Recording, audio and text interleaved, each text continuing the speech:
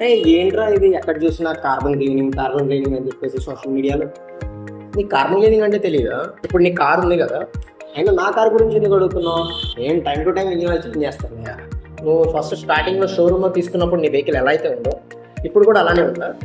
అలానే ఉంది, కాకపోతే ఒక 60,000 తిరిగింది కదా, సో వైబ్రేషన్స్ ఉంటాయి, కొంచెం నాయిస్ వస్తూ ఉంటుంది. అది ఎందుకు వస్తున్నాయో తెలుసా?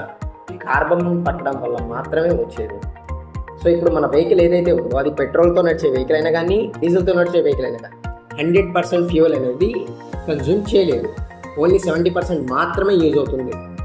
సో రిమైనింగ్ 30% అనేది లోపల బర్న్ అయ్యి మన పిస్టన్స్ మీద, వాల్స్ మీద, టర్బో దగ్గర, థ్రోటల్ దగ్గర కొంచెం గడ్డలుగా పెరిగిపోతుంది. సో దాని తర్వాత మన వెహికల్ అనేది స్మూత్ మూవ్ అనేది రాదు, మైలేజ్ రాదు, పికప్ రాదు, కొంచెం వైబ్రేషన్ అనేది వస్తుంది, చిన్న చిన్న నాయిసెస్ వస్తాయి. ఈ కార్బన్ క్లీనింగ్ అనేది జర్మన్ టెక్నాలజీ మీద బేస్ అయి ఉంటుంది. వన్స్ మనం కార్బన్